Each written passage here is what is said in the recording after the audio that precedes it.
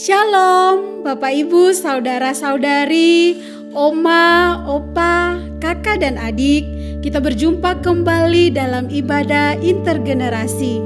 Ibadah kali ini merupakan penghayatan Hari Pentakosta atau Hari Pencurahan Roh Kudus.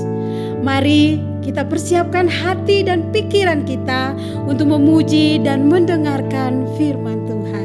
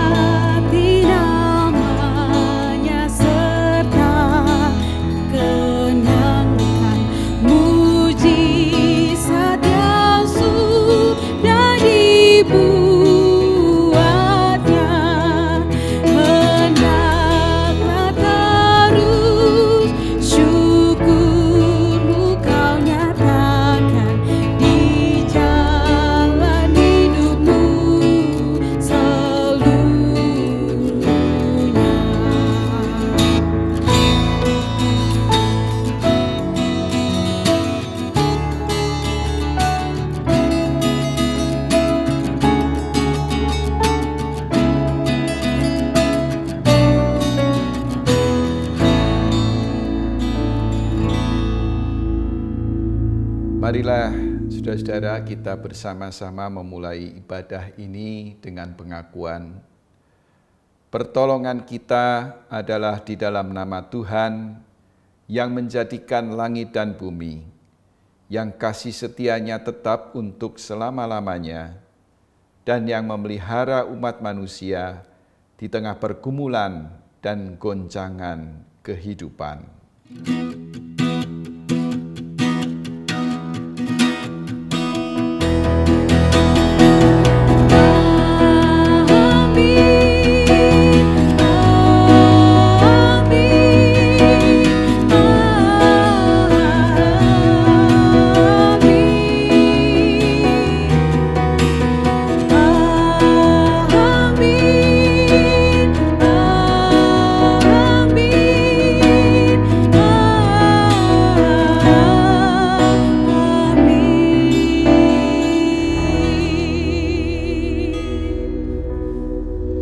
Kasih karunia dan damai sejahtera dari Allah Bapa kita dan dari Tuhan Yesus Kristus menyertai saudara sekalian. Di hadapan Tuhan Yesus, kita tersungkur malu dan mengaku segala dosa dan kesalahan kita. Di hadapan Tuhan Yesus, kita mau insyaf dan bertobat. Di hadapan Tuhan Yesus, kita mau pasrah dan diubahkan.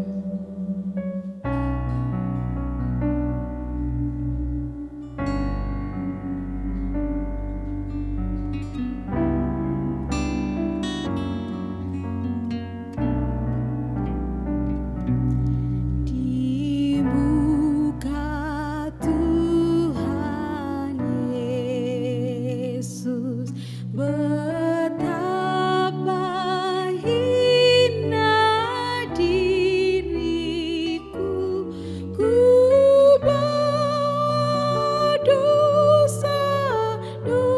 dosaku di muka Tuhan Yesus.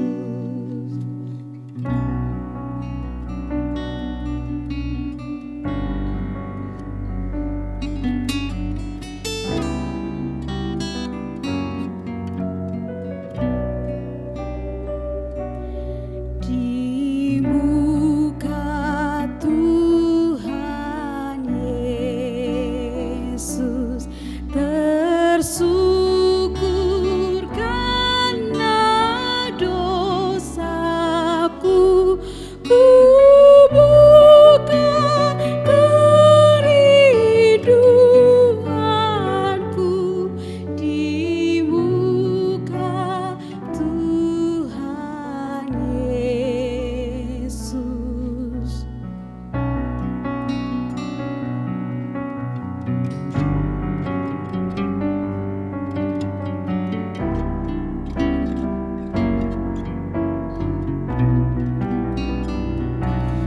Di muka Tuhan Yesus, ku insaf akan salahku, bertobat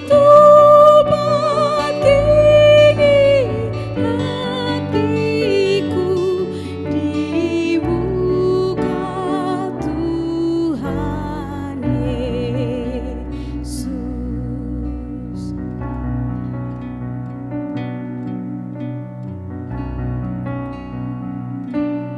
Di muka Tuhan Yesus, ku dapat kasih sayangnya, hatiku pasrah berserah di muka Tuhan Yesus.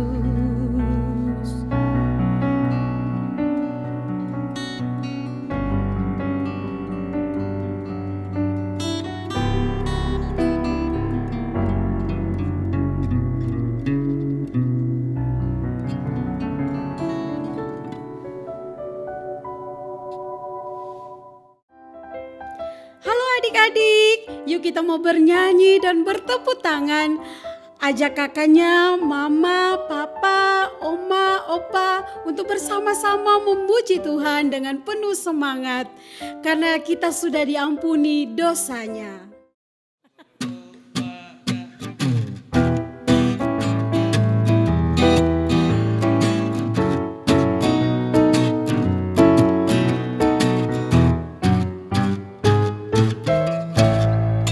Dengar dia panggil nama saya, dengar dia panggil namamu, dengar dia panggil nama saya, juga dia panggil namamu.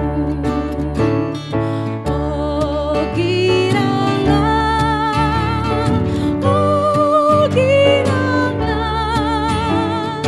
Yesus amat cinta pada saya. Oh giranglah, dengar dia panggil nama saya, dengar dia panggil namamu, dengar dia panggil nama saya, juga dia panggil namamu. Oh giranglah,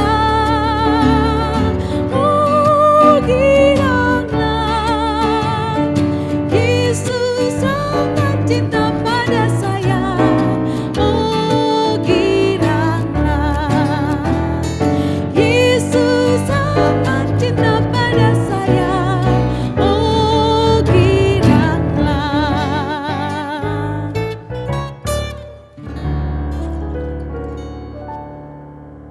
Saudara-saudara yang dikasihi oleh Tuhan, sebagai manusia biasa, kita tidak luput dari kesalahan dan dosa. Oleh sebab itu, marilah kita bersama mengakui dosa kita seraya kita memohon agar Tuhan memberikan pengampunan serta menyatakan kasih-Nya kepada kita lewat firman yang sebentar juga akan kita baca bersama. Marilah kita bersama berdoa. Ya Tuhan yang mengasihi kami datang kepadamu saat ini untuk membuka diri kami, karena tiada sesuatu yang dapat kami tutupi dari hadapan-Mu ya Tuhan. Kami yang dipenuhi dengan kelemahan, kami yang seringkali berbuat dosa, mengecewakan hati Tuhan, kiranya Tuhan datang untuk menyatakan kasih-Mu kepada kami semua, karena kami sangat membutuhkannya, supaya hidup kami sungguh-sungguh diperbarui dan kami dikuatkan kembali untuk mengarungi sisa hidup kami. Biarlah kami juga sekaligus diberikan kekuatan untuk mau mengampuni orang yang bersalah kepada kami, serta juga menerima permohonan maaf dari sesama kami, sehingga hidup kami ini dipenuhi dengan perdamaian sesuai dengan kehendak-Mu. Kami juga akan bersama-sama membaca firman-Mu ya Tuhan. Kiranya firman-Mu itu menyatakan kasih-Mu kepada kami semua, terutama di dalam hari yang istimewa ini, hari di mana kami merayakan kedatangan Roh Tuhan yang kudus, hari Pentakosta. Kiranya Engkau berkenan untuk berbicara kepada kami semua, supaya di tengah pergumulan masa kini, kami menangkap makna dari hari Pentakosta itu. Dalam nama Kristus Yesus, kami berdoa. Amin. Injil Yohanes, pasal 15, ayat 26 sampai 27, dan pasal 16, ayat 4 sampai dengan 15. Injil Yohanes pasal 15 ayat 26 sampai 27 dan pasal 16 ayat 4 sampai dengan 15. Jikalau penghibur yang akan kuutus dari Bapa datang, yaitu Roh kebenaran yang keluar dari Bapa, Ia akan bersaksi tentang aku. Tetapi kamu harus juga bersaksi, karena kamu dari semula bersama-sama dengan aku. Pasal 16 ayat 4 sampai dengan 15. Tetapi semuanya ini kukatakan kepadamu, supaya apabila datang saatnya kamu ingat bahwa aku telah mengatakannya kepadamu. Hal ini tidak kukatakan kepadamu dari semula, karena selama ini aku masih bersama-sama dengan kamu, tetapi sekarang aku pergi kepada Dia yang telah mengutus aku, dan tiada seorang pun di antara kamu yang bertanya kepadaku, kemana engkau pergi? Tetapi karena aku mengatakan hal ini kepadamu, sebab itu hatimu berduka cita. Namun benar yang kukatakan ini kepadamu adalah lebih berguna bagi kamu jika aku pergi. Sebab jikalau aku tidak pergi, penghibur itu tidak akan datang padamu. Tetapi jikalau aku pergi, aku akan mengutus Dia kepadamu. Dan kalau Ia datang, Ia akan menginsafkan dunia akan dosa, kebenaran, dan penghakiman akan dosa. Karena mereka tetap tidak percaya kepadaku. Akan kebenaran, karena aku pergi kepada Bapa dan kamu tidak melihat aku lagi. Akan penghakiman, karena penguasa dunia ini telah dihukum.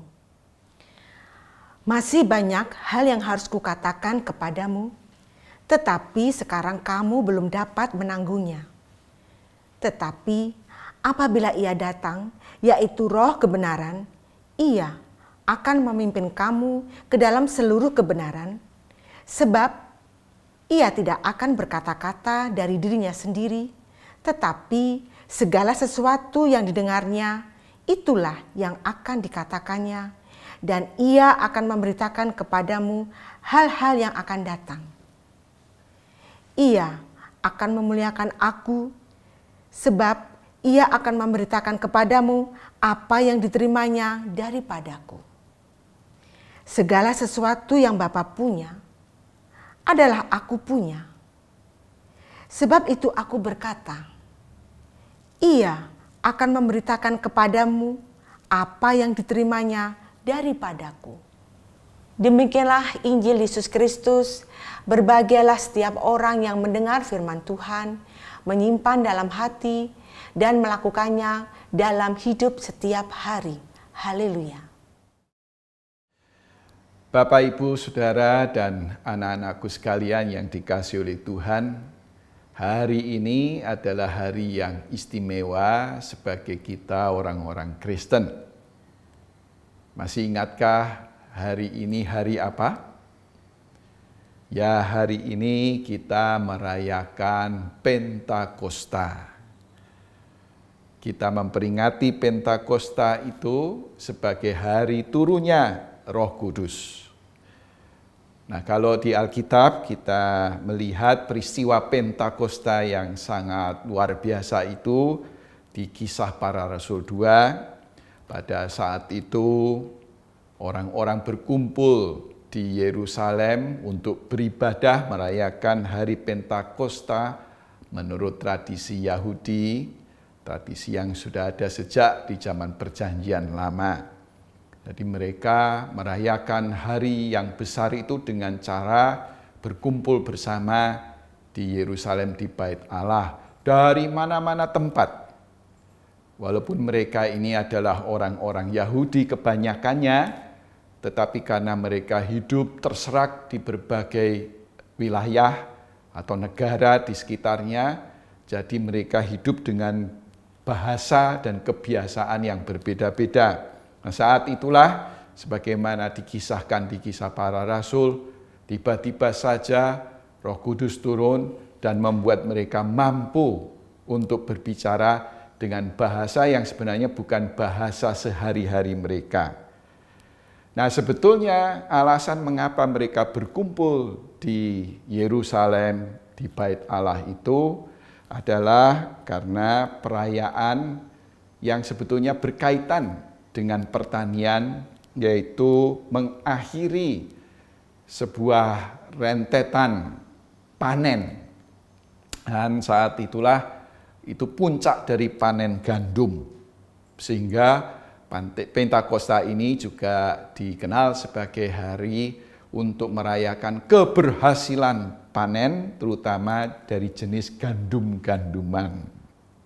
Di dalam Perjanjian Lama kita juga mendapati cerita bagaimana setiap hasil panen, puncak panen dari gandum itu dirayakan dengan perayaan Pentakosta ini. Nah, saudara-saudara, kita juga tahu bahwa hari Pentakosta itu dari sejarahnya sebenarnya merupakan akhir dari rentetan Paskah yang terjadi selama 7 minggu. Dan itu yang juga kita terima di dalam tradisi Kristen. Jadi di dalam tradisi Kristen, ya kadang-kadang di beberapa daerah masih didapati perayaan berupa unduh-unduh, orang membawa hasil panen ke gereja. Ya di beberapa gereja desa masih ada suasana yang seperti itu. Jadi ini gabungan antara perayaan keberhasilan panen, tetapi juga merujuk kepada peristiwa perjalanan di padang gurun, pembebasan umat Israel dari perbudakan di Mesir, sehingga suasananya itu riang gembira. Nah, disitulah turunnya Roh Kudus tadi itu menambah suasana yang sudah gembira menjadi makin gembira, makin heboh. Kita akan melihat apa maknanya bagi kita semua. Tetapi sebelumnya kita lihat di dalam bacaan kita dari Yohanes 16 tadi, tentang apa Roh Kudus yang dikatakan oleh Tuhan Yesus. Kita melihat di dalam ayat yang ke-8 dikatakan bahwa Roh Kudus itu menginsafkan dunia akan dosa, kebenaran, dan penghakiman. Jadi ini agak berbeda dari kisah para rasul yang tadi langsung ada Roh Kudus turun, suasananya gegap gempita. Sekarang Tuhan Yesus mengatakan Roh Kudus itu menginsafkan dunia akan dosa, kebenaran, dan penghakiman.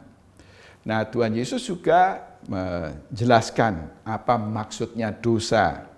Di situ juga di ayat yang selanjutnya kita dapati, yaitu di ayat 9. Dosa itu maksudnya menurut Tuhan Yesus tidak percaya pada Tuhan Yesus.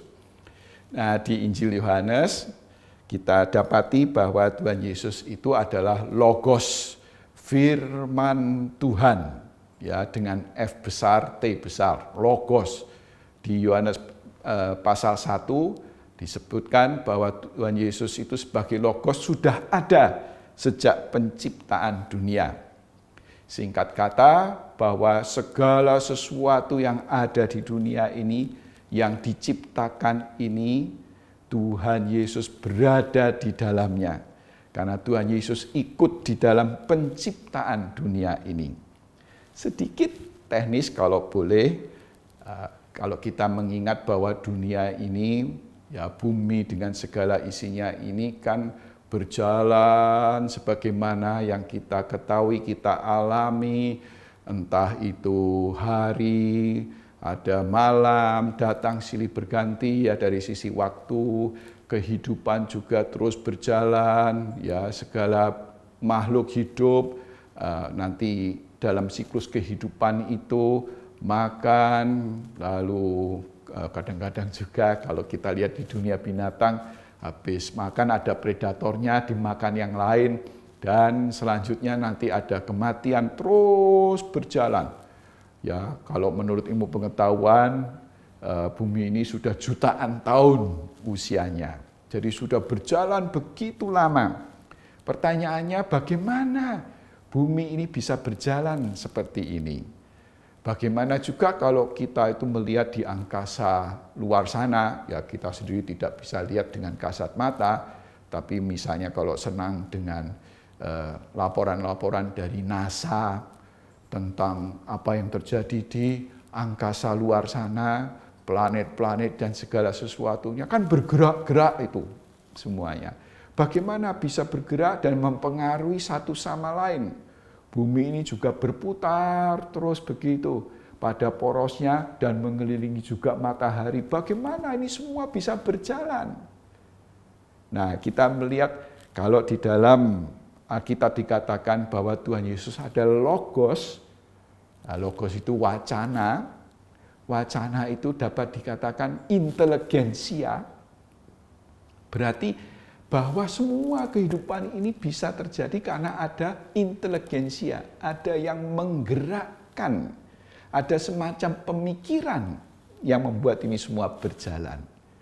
Dan itulah yang dikatakan oleh Injil Yohanes tentang Tuhan Yesus. Tuhan Yesuslah yang menggerakkan, yang memungkinkan seluruh kehidupan ini berjalan. Maka tidak percaya pada Tuhan Yesus berarti tidak percaya bahwa kehidupan ini didesain, diatur sedemikian rupa menjadi satu keseluruhan kehidupan, saling mempengaruhi satu sama lain. Nah, ini yang disebut dengan dosa. Nah, mungkin ini tidak biasa bagi kita karena biasanya kita kaitkan dosa itu hanya dengan sisi rohaninya saja. Tapi sebetulnya Injil Yohanes lebih luas daripada itu. Dia ingin melihat bahwa Tuhan Yesus itu adalah segala sesuatu yang ada di dunia ini karena dia berada bersama dengan Bapa ketika dunia ini diciptakan.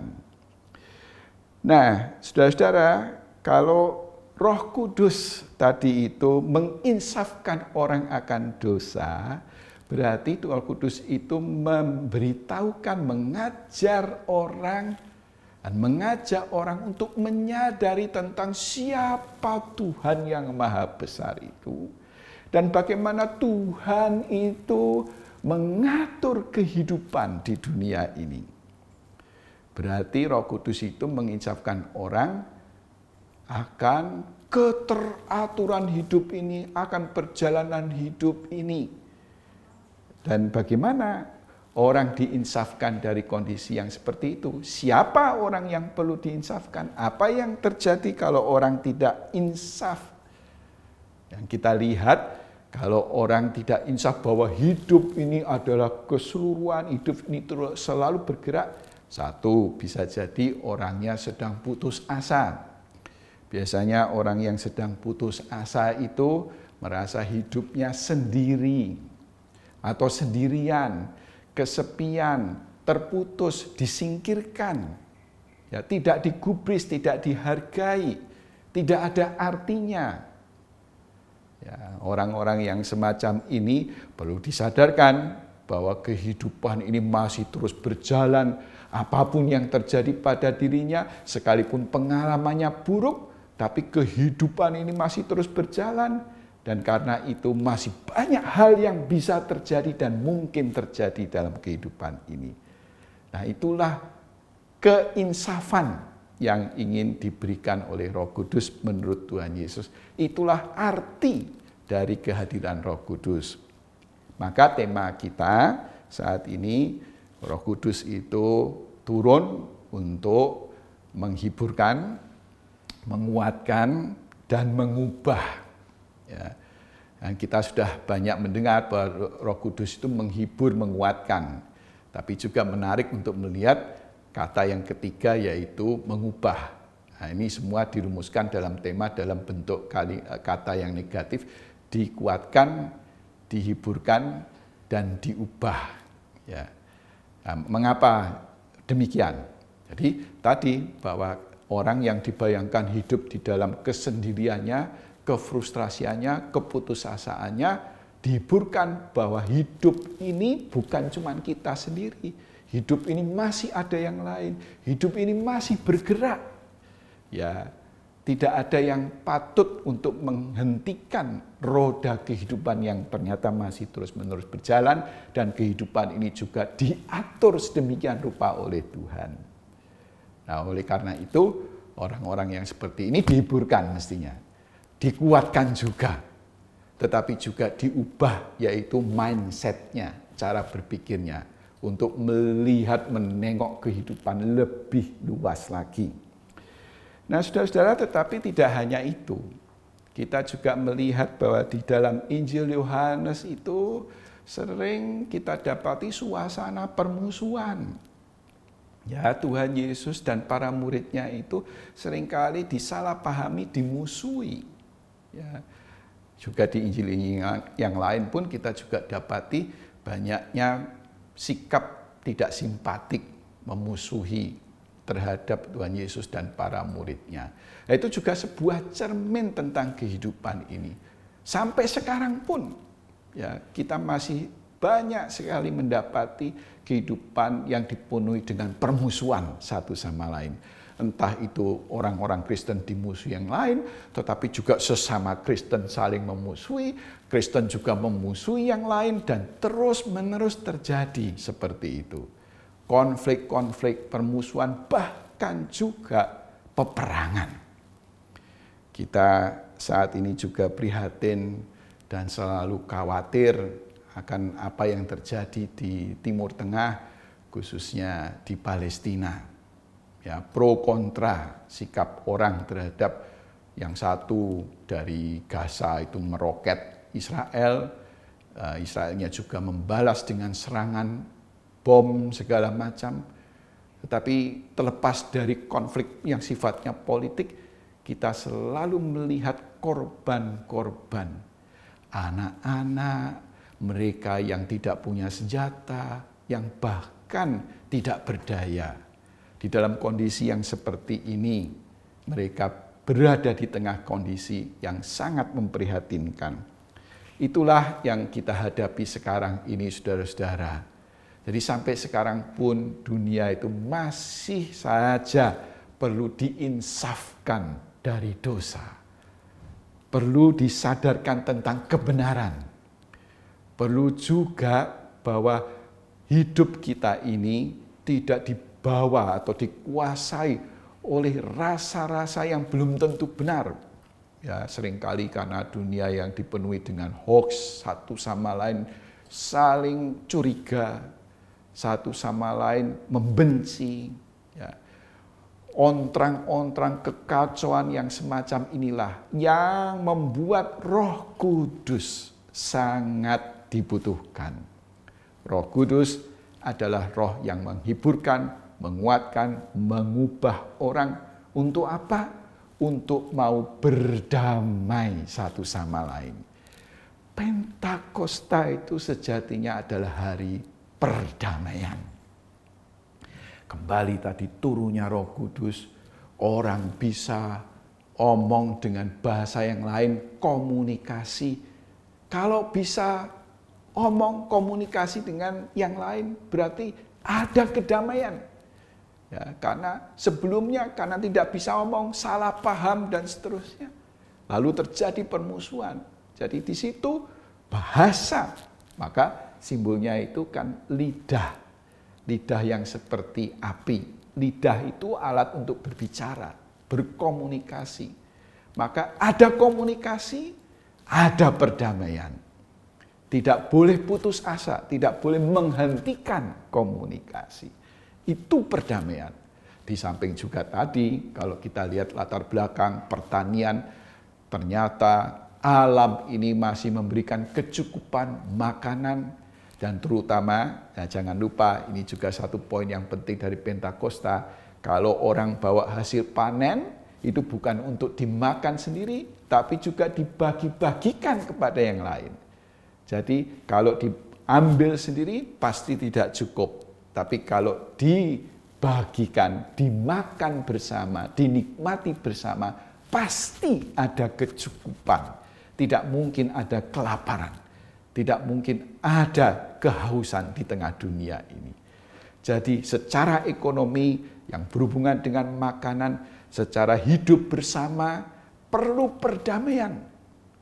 Itulah arti dari Pentakosta, yang mempertemukan orang satu sama lain, membuat orang mau berbagi, dan itulah Tuhan kita. Maka kehadiran Roh Kudus, kehadiran Tuhan adalah kehadiran yang membuat semua orang berdamai satu sama lain, mau berbagi satu sama lain. Kiranya saudara-saudara, kita semua diberikan dorongan juga untuk tidak sekedar merayakan Pentakosta itu untuk diri kita sendiri, tetapi Pentakosta untuk dunia. Tuhan Yesus pun tadi juga mengatakan untuk menginsafkan dunia.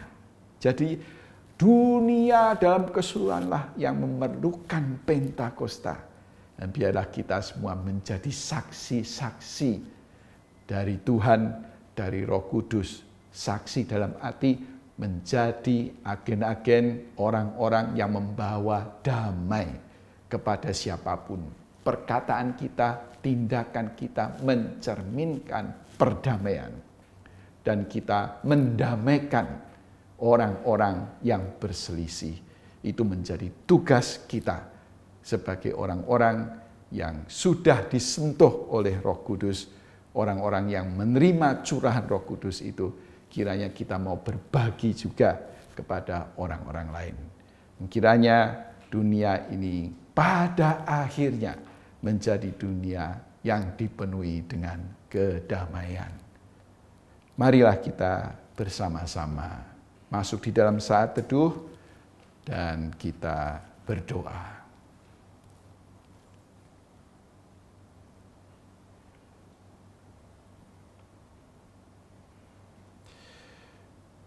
Jadikanlah kami sebagai agen-agen, sebagai pribadi-pribadi yang membawa damai ya Tuhan.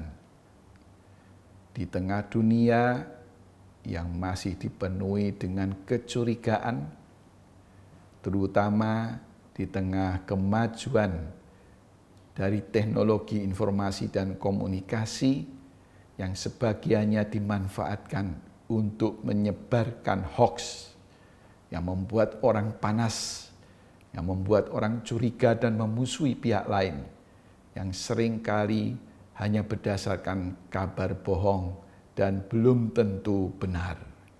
Kiranya kami semua Tuhan pakai untuk menyebarkan berita damai, untuk mengcounter berita-berita yang membuat panas dan marah dengan berita-berita yang menyejukkan dan membawa damai. Kami juga kiranya Tuhan pakai untuk menjadi juru damai secara real, secara konkret dengan berbagi secara materi apa yang kami miliki. Sebagaimana hari Pentakosta adalah hari berbagi, orang membawa semua hasil panennya untuk dinikmati bersama-sama, dibagikan terutama bagi mereka yang kekurangan. Kiranya hari Pentakosta ini juga menjadi hari berbagi kasih kepada mereka yang membutuhkan, terutama di masa pandemi. Kuatkan kami ya Tuhan. Dalam nama Kristus Yesus kami berdoa. Amin. Mari Bapak Ibu kita merespon iman yang telah kita dengarkan dengan mengakui iman percaya kita dari pengakuan iman rasuli Kidung Jemaat 280, Aku Percaya.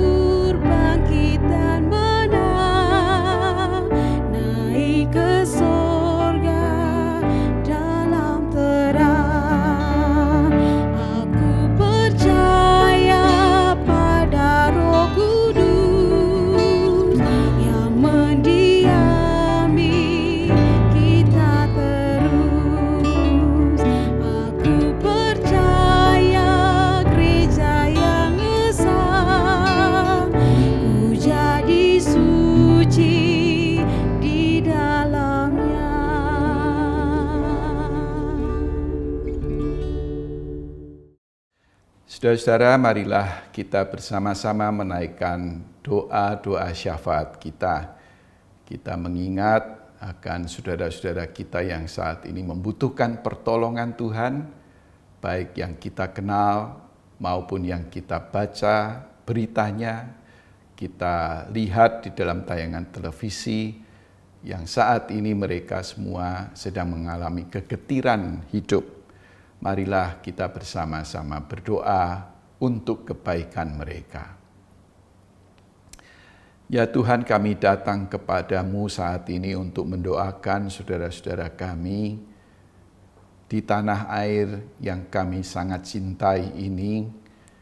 Kami mengalami berbagai macam peristiwa yang tidak menyenangkan hati.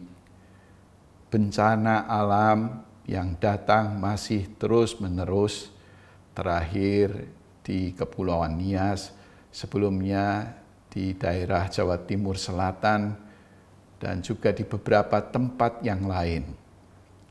Kami mengingat akan saudara-saudara kami yang menjadi korban dari bencana-bencana tersebut, ya Tuhan. Kami mohon kepadamu kiranya Tuhan sudi untuk memberikan kekuatan, terutama pasca terjadinya bencana itu, agar mereka diberi kemampuan untuk melihat kemungkinan-kemungkinan lain, kreativitas-kreativitas baik untuk memulai kehidupan yang terhenti karena bencana itu dan mencari cara-cara baru untuk membangkitkan hidup mereka, tetapi juga untuk sekaligus menyiapkan diri di daerah-daerah terutama yang masih rawan terjadinya bencana, supaya mereka lebih siap dan menghindarkan diri dari korban yang fatal. Kami juga mengingat bahwa di dunia sekarang ini masih sering terjadi konflik-konflik. Di negeri kami pun demikian, sebagaimana terjadi di Papua dan akhir-akhir ini di Palestina, peristiwa-peristiwa yang sangat menyayat hati kami, banyak korban berjatuhan, mereka yang tidak bersalah, yang tidak tahu apa-apa, harus tertimpa persoalan karena konflik, baik bangunan di mana mereka tinggal runtuh dan bahkan luka-luka yang dialami mereka, bahkan juga kematian. Tuhan kuatkan saudara-saudara kami yang tertimpa masalah karena konflik di daerahnya. Tuhan juga berikan kebijaksanaan bagi para pemimpin di daerah-daerah yang berkonflik itu untuk mempunyai semangat, tidak patah arang di dalam mencari jalan keluar bagi persoalan mereka. Berilah kedamaian ya Tuhan atas dunia ini.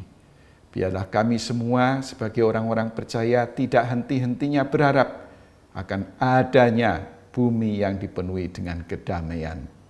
Kami juga berdoa untuk gereja-gereja Tuhan di Indonesia dan di seluruh dunia, kiranya senantiasa mendukung usaha-usaha untuk perdamaian dan siap untuk menolong siapa saja yang terluka, yang tidak lagi mempunyai tempat tinggal, yang terpaksa mengungsi ke sana dan kemari. Kiranya kami siap untuk menolong mereka tanpa pandang bulu. Inilah seluruh doa permohonan kami ya Tuhan, di dalam nama Kristus Yesus kami menaikkannya. Amin. Mari Bapak Ibu kita akan mengumpulkan persembahan. Kita sambil mengingat Mazmur 96 ayat 7 sampai 9. Kepada Tuhan, hai suku-suku bangsa, kepada Tuhan sajalah kemuliaan dan kekuatan, berilah kepada Tuhan kemuliaan namanya. Bawalah persembahan dan masuklah ke pelatarannya. Sujudlah menyembah kepada Tuhan dengan berhiaskan kekudusan. Gemetarlah di hadapannya, hai segenap bumi. Mari Bapak Ibu sekalian, kita akan mengumpulkan persembahan yang terbaik buat Tuhan kita Yesus Kristus.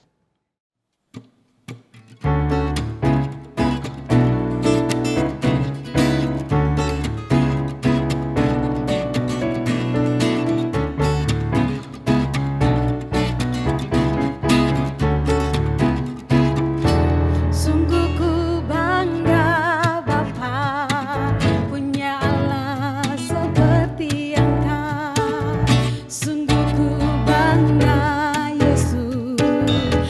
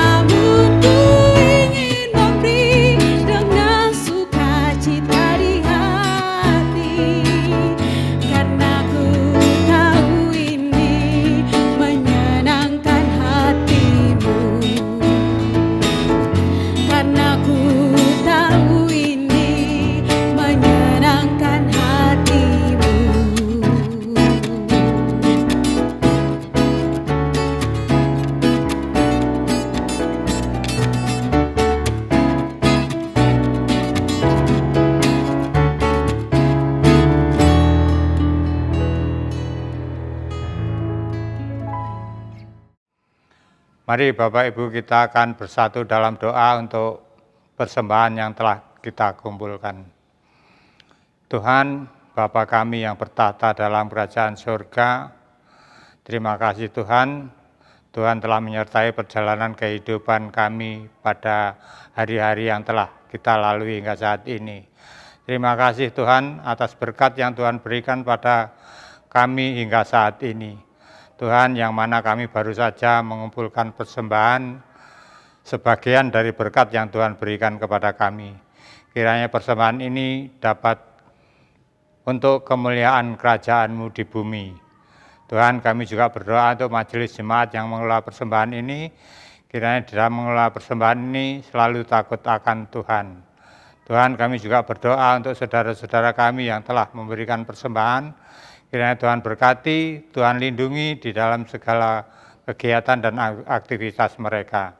Terima kasih Tuhan, hanya di dalam Yesus Kristus Putra-Mu, Juru Selamat kami yang hidup. Doa permohonan ini kami naikkan. Amin.